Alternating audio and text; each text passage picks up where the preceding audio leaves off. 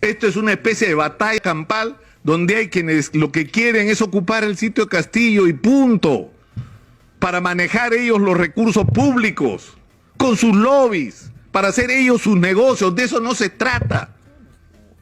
De eso no se trata. Estamos discutiendo, y no de la mejor manera, cómo salir de este entrampamiento en el que estamos viviendo. Ahora estamos enfrascados en la discusión en la que nos ha puesto el Congreso sobre la posible destitución del presidente de la República por la infracción constitucional de traición a la patria, que según la mayoría de la subcomisión de acusaciones constitucionales el presidente habría cometido en una entrevista a un periodista de CNN. Algunos opinan que si esto va a juicio no va a tener ni pies ni cabeza, porque una declaración de esa naturaleza puede ser impertinente, desinformada, equívoca sobre lo que ha sido la política exterior del Perú con respecto a Bolivia y su reclamo de salida al mar, pero de ahí a calificarlo como delito de traición a la patria. Pero en realidad lo que expresa esto es una especie de desesperación por buscar cualquier argumento para sacar a Pedro Castillo que permita recurrir a mecanismos que no requieran los votos de la vacancia. Finalmente de eso se trata y deberíamos ser absolutamente sinceros. Es decir, porque acá una vez más no se trata de tener razones sino de tener los votos. Y los 87 votos para la vacancia no se tienen todavía. Que según los especialistas, que son personas a las que incluso uno no podría calificar ni mucho menos de gobernista, como César Delgado Guembes, que es un hombre con una sobriedad en sus opiniones fuera de toda duda o sospecha, dice que en realidad el único mecanismo con que la sociedad peruana cuenta para cubrirse de los defectos de una constitución que permite que un presidente pueda estar involucrado en acto de corrupción no lo pueda sacar, no lo pueda procesar, no lo puedas acusar, que es una cosa increíble, en el Perú sobre todo, agobiado por 200 años de corrupción, pero que el único mecanismo que nos permite la Constitución es el de la vacancia. Pero vamos a seguir seguramente en esta discusión. Pero en realidad, si ustedes se ponen a pensar, ¿cuál es el problema de fondo del Perú? Porque se va Castillo, se va Dina Boluarte, se van todos, se convocan elecciones adelantadas. ¿Y qué es lo que va a venir después? ¿Hacia dónde vamos como país? ¿Cuáles son nuestros objetivos como nación? ¿Qué es lo que queremos lograr? ¿Cuáles son los caminos que vamos a seguir para alcanzar esos objetivos? ¿Cómo vamos a neutralizar y derrotar la corrupción que nos agobia? ¿Cómo vamos a hacer para convertirnos en un país seguro, que es un requisito indispensable de vida tranquila y democrática para cualquier país, pero más aún con un país que pretende ser un polo mundial de atracción del turismo? Si no somos un país seguro, no solo no nos ofrecemos garantía de una vida tranquila a los ciudadanos, sino no podemos traer turistas, que es lo que necesitamos y podemos hacer. Es una de nuestras riquezas, ¿no? Es decir, lo que no estamos discutiendo, porque además todo va a terminar como siempre, y por lo tanto vamos a estar condenados a repetir nuestra tragedia como país, si remitimos la discusión a quién es la persona que nos va a salvar. Hay sectores en la izquierda, los más ultras de esta sociedad, que piensan que Antauro Humala, que anda ahí paseándose por el país diciendo que va a fusilar a todo el mundo, ¿no? Pero no se sienta a discutir sobre lo que ha sido su papel en la historia del Perú en las últimas décadas. Su papel real, pero en fin, eso es un tema aparte. Eso es un tema aparte, pero ¿cuál es nuestra opción? ¿Vamos a estar otra vez escogiendo quién es el caudillo que nos va a salvar?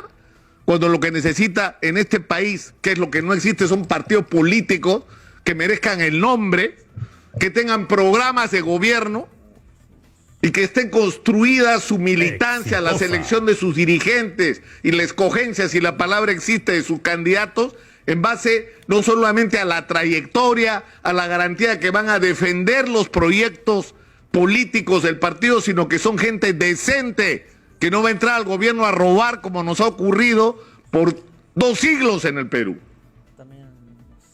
Entonces, no estamos resolviendo ese que es el problema central del Perú.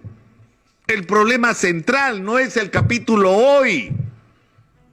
¿Esto se va a resolver? Por supuesto que se va a resolver, porque la tolerancia y la paciencia de la gente tiene un límite. Tiene un límite. Pero esta gran marcha que alguna gente sueña, ¿no?, que se los traiga a todos abajo y que se termine con que se tengan que ir todos, no va a ocurrir hasta que la gente no tenga clara que hay una esperanza, una luz al final del túnel. No solamente una persona en la que confiar, sino un equipo de gente, un colectivo, donde puede ser el líder uno u otro, no importa, porque los objetivos son comunes. Eso es lo que no hay en el Perú. ¿Cómo vamos a hacer para extraer el mineral que nos puede convertir en pocos años en un país del primer mundo? Donde no solamente se plantea cómo vamos a negociar en las mejores condiciones con las grandes corporaciones, sino cómo vamos a hacer para resolver de manera permanente los conflictos con las comunidades. No resolver de las comunidades que viven en la superficie donde está enterrado el mineral y con las cuales hay que lograr un entendimiento, insisto, que no puede ser de corto plazo, que no puede provocar cada 6 meses, cada año, cada 2 años conflictos, o porque los comuneros reclaman más, o porque no se cumplen los compromisos que se asumen con ellos. Pero la realidad hoy es que la vida que tienen la mayoría de las comunidades de la zona minera no es la que merecen, no es la que deberían tener por la riqueza que está saliendo de su subsuelo. Entonces, ese es un problema que hay que resolver. ¿Cómo lo vamos a hacer? ¿Cómo lo vamos a hacer? ¿Cómo vamos a manejar nuestra relación con la explotación minera? ¿Vamos simplemente a sacar el mineral y exportar piedras? ¿O vamos a pensar con inteligencia cómo? Porque los necesitamos. ¿Cómo nos vamos a aliar con las grandes corporaciones para empezar a generar industria en el Perú, agregarle valor al mineral que saquemos? A no solo exportar piedras, exportar productos terminados en algún nivel, generar industrialización, porque eso va a generar empleo en el Perú.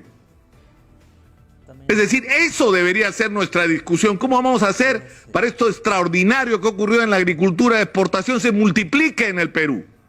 ¿Cómo vamos a hacer para explotar la Amazonía de una manera racional, sin depredarla, sin destruirla?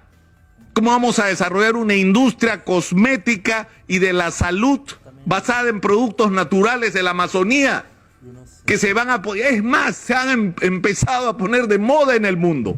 Ese es el futuro también. O sea, ¿cuáles son los planes que hay sobre eso? Pero además, y para terminar, ¿cómo vamos a hacer para lograr reglas de juego claras que todos aceptemos? Esto evidentemente nos lleva a una discusión constitucional. ¿Cómo vamos a procesar de una manera razonable la discusión de una constitución que nos represente a todos, que no sea una imposición de unos sobre otros? ¿Cuál es el camino que vamos a seguir? Esa discusión hay que darla con serenidad. No debe ser una discusión histérica. En el Perú hay que producir cambios incluso a nivel constitucional. Todos los días estamos hablando del artículo 117 de la Constitución, todos los días. Se ha convertido en un tema popular, el artículo que impide que un presidente en el Perú robe y lo pueda procesar o acusar por haberle robado a su país. No lo puedes hacer porque la Constitución te lo impide. ¿Cómo es posible? Obviamente eso tiene que cambiar, pero hay muchas otras cosas que tienen que cambiar.